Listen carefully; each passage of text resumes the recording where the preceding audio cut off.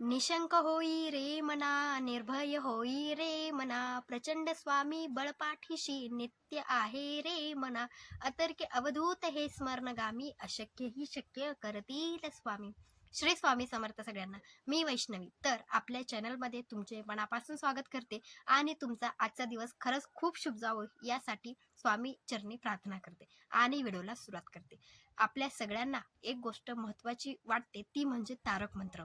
ही जी मंत्र आहे ही स्वामी महाराजांनी एक आपल्यासाठी वरदान दिलेलं आहे. ही जर तारक मंत्र आपण आपल्या आयुष्यामध्ये दररोजच्या दररोज जर आपण पठण केलं तर काही चमत्कार आपल्यासोबत घडतात. यासाठी आपल्याला तारक मंत्राचं अनुष्ठान कसं केलं पाहिजे, त्याचबरोबर तारक मंत्राचं तीर्थ कसं बनवलं पाहिजे, यासाठीच माझा हा व्हिडिओ असणार आहे. व्हिडिओ शेवटपर्यंत पहा. आवडला तर लाईक, शेअर, सबस्क्राईब नक्की करायला विसरू नका. चला मग व्हिडिओला सुरुवात करूया. सगळ्यात महत्त्वाची गोष्ट, तारक मंत्र का म्हटला पाहिजे, त्याचे काय फायदे ते मी तुम्हाला सांगते. सगळ्यात पहिला फायदा म्हणजे सगळ्यात महत्त्वाची गोष्ट, आपलं मन जर अशांत असेल, आपलं मन एकाग्र राहत नसेल तर आपल्याला तारक मंत्र म्हणायचं आहे. त्याचबरोबर मृत्यूचं भय जर संपवायचं असेल तर तुम्हाला तारक मंत्र म्हणायचं आहे.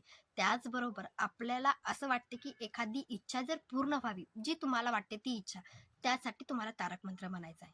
त्याचबरोबर घरामध्ये नकारात्मक शक्ती जर आहे असं वाटत जर असेल किंवा त्याचा वास आहे असं जर तुम्हाला समजत असेल, असा जर भास होत असेल तर तुम्हाला तारक मंत्र म्हणायचा आहे. त्याचबरोबर स्वामींवर विश्वास जर ठेवायचा असेल, जास्तीत जास्त विश्वास त्यांचा आपल्यावर त्यांच्यावर आपल्याला जर ठेवायचा असेल तर तारक मंत्र म्हणायचं आहे. त्याचबरोबर स्वामींची कृपा आपल्यावर राहावी यासाठी आपल्याला तारक मंत्र म्हणायचं आहे.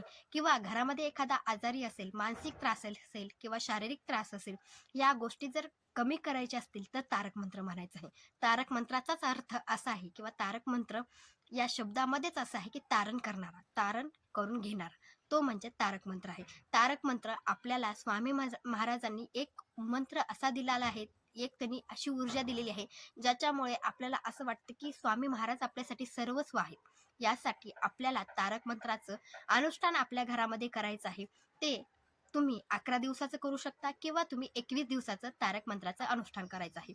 अनुष्ठान कसं करायचं आहे ते तर मी तुम्हाला सांगणार आहे, पण एक लक्षात ठेवा, तारक मंत्र तुम्ही जर रोजच्या रोज तुमच्या आयुष्यामध्ये, तुमच्या जीवनामध्ये जर म्हणायला सुरुवात केली तर एक आपल्याला ऊर्जा आल्यासारखी वाटते. त्याचबरोबर स्वामी महाराज स्वतःहून आपल्या पाठीशी आहेत असं सुद्धा आपल्याला वाटायला सुरुवात होते. तारक मंत्र ज्यावेळेस तुम्ही ऐकता त्याच्यातूनच तुम्हाला ऊर्जा निर्माण झाल्यासारखी वाटते. जर ज्यावेळेस तुम्ही स्वतः म्हणतात त्यावेळेस तर किती ऊर्जा असेल हे लक्षात घ्या आणि तारक मंत्र म्हणायला सुरुवात करा. मी तुम्हाला काही जी म्हणजे तुम्हाला जे तारक मंत्र आहे त्याचा थोडासा अर्थ मी तुम्हाला सांगते. आता एक एक ओळीपासून मी म्हणून दाखवते. निशंक होई रे मना, निर्भय होई रे मना, या शब्दामध्ये भक्तांना निर्भय होण्याचा आशीर्वाद दिला जातो. प्रचंड स्वामी बळपाठीशी, या शब्दामध्ये भक्तांचा विश्वास जो आहे, त्यांच्या पाठीमाग सर्वस्व स्वामी महाराज असणार असं या शब्दामध्ये सांगितलं आहे. त्यानंतर अतर्क्य अवधूत हे स्मरणगामी, यामध्ये श्री स्वामी समर्थ महाराजांची अवर्णनीय शक्ती आणि स्मरणात असणाऱ्या भक्तांवर त्यांची कृपा राहते असं या ओळीमध्ये, या शब्दामध्ये सांगितलं आहे. आणि शेवटी अशक्य ही शक्य करतील स्वामी, या शब्दामध्ये स्वामी महाराज अशक्य गोष्टी शक्य करणार असं या शब्दामध्ये, या ओळीमध्ये सांगितलं गेलेलं आहे.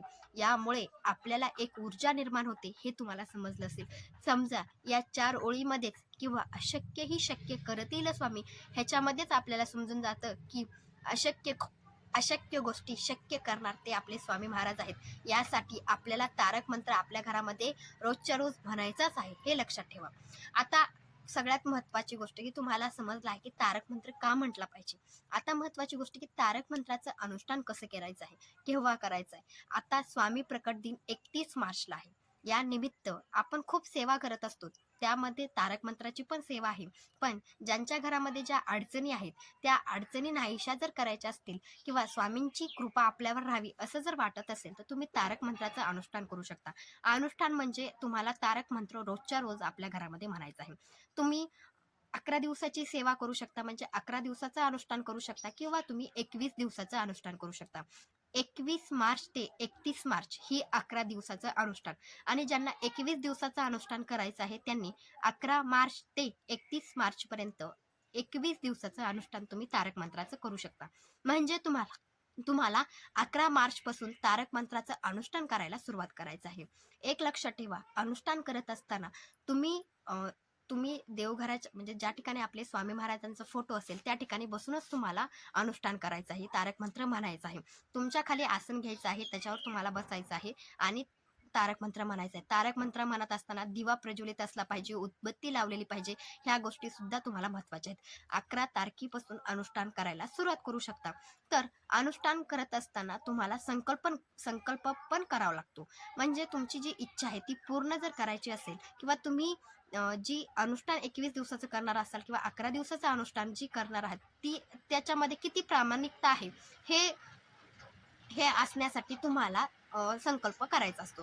संकल्प म्हणजे जी इच्छा आहे ती तुम्हाला स्वामी महाराजांना सांगायची आहे आणि तारक मंत्र म्हणायला सुरुवात करायची आहे. तर संकल्प कसा करायचा सगळ्यांनाच माहिती आहे की उजव्या हातामध्ये 2 चमच पाणी, अक्षदा, 1 फूल ठेवायचं आहे आणि स्वामी महाराजांना सांगायचं आहे की जी तुमची अडचण आहे आणि या अडचणीमुळे मी तारक मंत्र म्हणत आहे आणि हे असं म्हणायचं आहे स्वामी महाराजांना. जी तुम्ही हातामध्ये फुल, अक्षदा आणि जे पाणी आहे ते नंतर एका तामणामध्ये असं सोडून द्यायचं आहे. म्हणजे हे झाला संकल्प. म्हणजे तुम्ही जी इच्छा आहे ती सांगून स्वामी महाराजांना सांगायचं आहे की ही जी मी अनुष्ठान 11 दिवसाचं किंवा 21 दिवसाचं तुम्ही करत असाल, हे असं सांगायचं आहे की हे जे मी करत आहे हे पूर्णपणे म्हणजे हे पूर्ण व्हावे, त्याच्यामध्ये कोणतीही अडचण येऊ नये यासाठी स्वामी महाराजांना साकडं घालायचं आहे असं समजा. तर पहिल्या दिवशी स्वामींना संकल्प करायचा आणि म्हणजे संकल्प करायचा आणि त्या दिवसापासून अनुष्ठान म्हणजे तारक मंत्र म्हणायला सुरुवात करायचं. तारक मंत्र किती वेळा म्हणायचं एक मोठा प्रश्न आहे. एक लक्षात ठेवा, जास्तीत जास्त जास्तीत जास्त जितक्यांदा म्हणताल तितकी शक्ती, त्याची ऊर्जा निर्माण होते किंवा त्याची जी स्वामींची जी शक्ती आहे जी आपल्याला माहिती असावं की ती जी देवी शक्ती आहे ज्याच्यामुळे आपल्याला असं वाटतं की स्वामी महाराजांनी ही तारक मंत्र त्यांचं एक अभिमंत्रित जी मंत्र आहे तो जर आपल्याला असं वाटतं की त्याचा काहीतरी फायदा व्हावा, त्याचा अनुभव जर यावा, तर जास्तीत जास्त तुम्हाला तारक मंत्र म्हणायचं आहे. म्हणजे तुम्ही अनुष्ठान करायला घेतल्यानंतर तुम्हाला एका वेळेमध्ये म्हणजे तुम्ही सकाळ असेल, संध्याकाळ असेल किंवा दुपार असेल या तिन्ही वेळेमध्ये एका वेळामध्ये तुम्हाला तारक मंत्र म्हणायचा आहे. तुम्हाला तारक मंत्र 11 वेळा म्हणायचा आहे. जास्तीत जास्त तुम्ही 21 वेळा म्हणू शकता, पण एक लक्षात ठेवा, तुम्ही अनुष्ठान करताय तर तुम्ही 11 वेळा तारक मंत्र म्हटलाच पाहिजे. तुम्हाला इच्छा पूर्ण व्हावी किंवा तुम्हाला वाटते की काहीतरी अडचण आहे ती निघून जावी, यासाठी तुम्हाला 11 वेळा तारक मंत्र म्हणायचा आहे. तारक मंत्र म्हणत असताना हात जोडून तारक मंत्र म्हटला जातो किंवा ज्यांना तीर्थ बनवायचं आहे त्याच्याबद्दल तर मी सांगणारच आहे, पण हात जोडून सुद्धा तुम्ही तारक मंत्र म्हणू शकता. त्याचबरोबर आपलं मन फक्त तारक मंत्राकडेच असलं पाहिजे. म्हणजे आपण स्वतः म्हणताय तर आपल्याला बी समजलं पाहिजे की तो अर्थ काय आहे, एका एका शब्दामध्ये काय आहे असं आपल्याला तो सुद्धा वाटलं पाहिजे किंवा आपण आपलं मन पूर्ण एकाग्रपणे फक्त तारक मंत्राकडेच असलं पाहिजे. आणि स्वामी महाराजांना तुम्ही ज्यावेळेस तारक मंत्र म्हणताय त्याच्या आधी मुजरा करायचा आहे, तारक मंत्र झाल्यानंतर सुद्धा तुम्हाला मुजरा करायचा आहे, हे लक्षात ठेवा. तारक मंत्रामध्ये खूप शक्ती आहे, यामुळे तारक मंत्र तुम्ही तुमच्या घरामध्ये जास्तीत जास्त म्हणायचा प्रयत्न करायचा आहे. तर तुम्हाला तारक मंत्र तुम्ही अनुष्ठान जर करायचे तर संकल्प करूनच तुम्हाला तारक मंत्र म्हणायला सुरुवात करायची. आणि दुसरी गोष्ट, तुमच्या जवळपास जर स्वामी केंद्र असेल तर तुम्ही स्वामी केंद्रामध्ये एक नारळ, उदबत्ती, खडीसाखर, एखादं फूल घेऊन स्वामी केंद्रामध्ये जाऊ शकता आणि त्या ठिकाणी सुद्धा स्वामींना सांगू शकता की अशा अशा पद्धतीनं मी आमच्या घरामध्ये 11 किंवा 21 दिवसाचं अनुष्ठान तारक मंत्राचं करत आहे. ते तारक मंत्राचं अनुष्ठान पूर्णपणे काही ना अडचण न येता पूर्ण करून घ्यावी अशी विनंती स्वामींना म्हणजे साकडं तुम्ही केंद्रामध्ये जाऊन सुद्धा करू शकता. आणि नाहीतर घरामध्ये संकल्प तर तुम्हाला माहितीच आहे कसा करायचा आहे. किंवा तुम्हाला जर वाटत असेल की आपण घरामध्ये सुद्धा एक नारळ, खडीसाखर, उदबत्ती आणि एक फूल ठेवू शकता, तर तुम्ही तुमच्या घरामध्ये स्वामींचा फोटो किंवा मूर्ती तर असेलच, त्यांच्या समोर तुम्हाला ह्या गोष्टी ठेवायच्या आहेत आणि स्वामींना साकडं म्हणजे स्वामींना सांगायचं आहे की अशा अशा पद्धतीनं मी ही अनुष्ठान तारक मंत्राचं करत आहे ते पूर्णपणे कोणतीही अडचण न येता पूर्ण करून घ्यावी अशी विनंती स्वामींना करायचं आहे. आणि नंतर घरामध्ये ठेवलेलं नारळ तुम्ही स्वामी केंद्रामध्ये ज्यावेळी जाता त्यावेळी घेऊन जाऊ शकता. अशा पद्धतीने करू शकता. तुमच्या इथं स्वामी महाराजांचं जर केंद्र नसेल तर तुम्ही दत्त महाराजांच्या मंदिरात नेऊन ठेवला तरी चालेल, म्हणजे जवळ नसेल तर. जास्तीत जास्त प्रयत्न करा की स्वामी केंद्रामध्ये जायचा. नसेल तर तुम्ही दत्त महाराजांच्या मंदिरात नेऊन ठेवू शकता. हे आहे अनुष्ठान. कितीही तुम्ही रोजच्या रोज तर तुमच्या आयुष्यामध्ये जीवनामध्ये म्हणू शकता, पण स्वामी प्रकट दिनानिमित्त तुम्हाला 11 किंवा 21 दिवसाचं अनुष्ठान तुमच्या घरामध्ये करायचं आहे. ते झाल्यानंतर तीर्थ, तारक मंत्राचं तीर्थ कसं बनवायचं आहे. आता तीर्थ का बनवायचं, एक लक्षात ठेवा. घरामध्ये एखादा व्यक्ती प्रत्येक वेळी आजारी असतो. त्या व्यक्तीला जर तुम्हाला ते तीर्थ द्यायचं असेल, तर ज्यावेळेस तुम्हाला असं वाटतं की आपल्या घरामध्ये खरंच काहीतरी नकारात्मक शक्ती आहे, आपल्या अवतीभोवती आहे, त्यावेळेस तुम्ही तारक मंत्राचं तीर्थ बनवू शकता. किंवा आता तुम्हाला अनुष्ठान करायचे, तर हात जोडून तारक मंत्र म्हणण्याऐवजी तुम्ही तीर्थ बनवू शकता. असंही तुम्ही 11 वेळा तारक मंत्र म्हणताय, मग असंच तुम्ही तीर्थ बनवला तर सगळ्यांना त्याचा फायदाही होणार आहे आणि ते तीर्थ सगळ्यांना देऊही शकता. हे पण मी तुम्हाला सांगते. आता एक लक्षात ठेवा, तुम्हाला कोणताही ग्लास असेल, तांब्या असेल, जे असेल ते तुम्हाला घ्यायचं आहे. त्याच्यामध्ये पाणी भरून घ्यायचं. पैचंच पाणी घ्या, म्हणजे नंतर आपल्याला सगळ्यांना पैचं पाणी तुम्हाला ते तांब्या किंवा ग्लास भरून घ्यायचं आहे. मग तुम्हाला आपल्या देवघराच्या समोर तुम्ही बसलात, स्वामींच्या समोर बसलात, तर तुमच्या खाली आसन घेऊन बसायचं आहे. आणि ती जी तांब्या असेल किंवा जी ग्लास असेल, त्याच्यावर तुम्हाला उजवा हात ठेवायचा. आता इथं ग्लास समजा खाली, तर असा उजवा हात ठेवायचा आहे. पूर्ण 5 बोटं त्या ग्लासावर असली पाहिजेत आणि हात ठेवायचा आहे. आणि आपल्याला तारक मंत्र म्हणत असतानाच एका साईडला उदबत्ती सुद्धा लावायची आहे आणि उदबत्ती त्या टायमिंगला लावायचीच आहे, लक्षात ठेवा.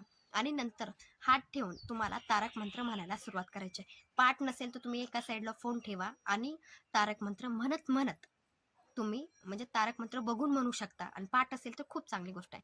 पण तारक मंत्र सावकाश म्हणायचा आहे, गडबड आहे, आपल्याला खूप काम आहे असं नका करू. तुम्हाला काहीतरी अनुभव किंवा तुम्हाला असं वाटतं की खरंच काहीतरी चांगलं व्हावं किंवा ही जी तारक मंत्र आहे ह्याच्यानं जर तुमच्या घरामध्ये चांगलं होत असेल, तर तुम्ही त्या गोष्टी सावकाश करा. म्हणजे खूप गडबड करून तारक मंत्र म्हणू नका. सावकाश वेळ काढून तुम्ही करा. म्हणजे असं नाहीये की सकाळीच तुम्हाला तारक मंत्र म्हणायचं आहे किंवा ज्यावेळेस कामं आहेत त्याच वेळेत करायचं, असं काही नाही. तुमची कामं झाल्यानंतर निवांतपणे तुम्ही अनुष्ठान करू शकता. तर तुम्हाला हात ठेवायचा आहे ह्याच्यावर, पाण्याच्या ग्लासावर किंवा जे तांब्या घेतल्या त्याच्यावर, आणि तुम्हाला तारक मंत्र म्हणायला सुरुवात करायची. 11 वेळा तारक मंत्र म्हटला की जी पाणी आहे आणि जी उदबत्ती आपण चालू म्हणजे उदबत्ती पण लावलेली होती, ती जी उदबत्ती आहे त्याची खाली जी उदबत्तीची जी रक्षा खाली पडलेली आहे, ती जी रक्षा आहे ती तुम्हाला पाण्यामध्ये टाकून द्यायची आहे. पाण्यामध्ये म्हणजे त्या तीर्थामध्ये टाकायचे. ते तीर्थ तयार होतं. आणि तुम्ही लक्षात ठेवा, नुसतं पाणी पाणी फक्त घेऊन प्यायचं नाही किंवा त्याचा वापर करायचा नाही. त्याचा म्हणजे एक लक्षात ठेवा की ती जी तीर्थ आहे, जी आपण पाण्याचा वापर करणार आहोत आपल्या घरासाठी, तर एक लक्षात ठेवा की ती जी उदबत्ती आपण लावलेली आहे त्याच्या खाली जी पडलेली रक्षा आहे, ती तुम्हाला त्या पाण्यामध्ये टाकायची आहे आणि ते पाणी सगळ्या घरातल्या सदस्यांनी प्यायचं आहे. आजारी व्यक्ती असेल त्याला द्या, लहान बाळ असेल लहान बाळाला द्या. असं कोणत्याही वयाची अट नाहीये. आजारी आहे म्हणजे त्यालाच द्या असं काही नाही. जे तुमच्या घरामध्ये किती सदस्य आहेत त्यांना तुम्ही थोडं थोडं वाटून पाणी देऊ शकता. असं तुम्हाला 11 दिवस किंवा 21 दिवस तुम्ही जसा संकल्प केला त्या संकल्पानुसार तुम्हाला तारक मंत्राचं तीर्थ बनवायचं आहे. समजलं असेल. तीर्थाचं काय करायचं तेही समजलं असेल. आणि आणखी एक गोष्ट, तुम्हाला जर वाटते की घरामध्ये जी वाईट शक्ती आहे असं जर वाटत असेल, तर तुम्हाला ते जी पाणी आहे, ते जी तीर्थ आहे, थोडंसं राहिलं असेल तर चारी कोपऱ्यामध्ये, घराच्या चारी दिशामध्ये तुम्ही ते शिंपडू शकता. फक्त टॉयलेट बाथरूम सोडून, लक्षात ठेवा. सगळ्या रूममध्ये ते पाणी थोडं थोडं शिंपडू शकता. अशा पद्धतीने तुम्हाला तारक मंत्राचं तीर्थ बनवायचं आहे आणि सगळ्यांनी प्यायचं सुद्धा आहे. आणि काही प्रश्न असतील तर कमेंटमध्ये नक्की विचारायला विसरू नका. लक्षात ठेवा की जे तारक मंत्र आहे त्याचं अनुष्ठान तुम्ही 11-21 तुम्ही रोजच्या रोज केलात तरी चालेल, प्रत्येक गुरुवारी केलात तरी चालेल, आणि स्वामी प्रकट दिनानिमित्त तुम्ही तारक मंत्राची ही सेवा सुद्धा करू शकता. महत्त्वाची गोष्ट, तारक मंत्राची सेवा तुम्ही नक्की करा. आणि ज्यांना वाचता येत नाही त्यांनी फोनमध्ये लावून देऊ शकता. 11 वेळा यूट्यूबला येऊन जातं तारक मंत्र फोनमध्ये लावायचा आणि पाण्यावर म्हणजे ग्लासावर हात ठेवून द्यायचा आणि ते म्हणजे फोनमध्ये तारक मंत्र संपेपर्यंत तुम्हाला एका जागेवरून उठायचं नाहीये. आणि दिवा प्रज्वलित असला पाहिजे. स्वामींना मुजरा दोन्ही वेळा करायचा आहे, बसताना पण आणि उठताना पण. आणि मनोभावे तुम्ही ही जी अनुष्ठान आहे ते नक्की करा. माझा हा व्हिडिओ आवडला असेल लाईक शेअर सबस्क्राईब नक्की करा. आणि भेटूया नंतरच्या व्हिडिओमध्ये. श्री स्वामी समर्थ, श्री गुरुदेव दत्त.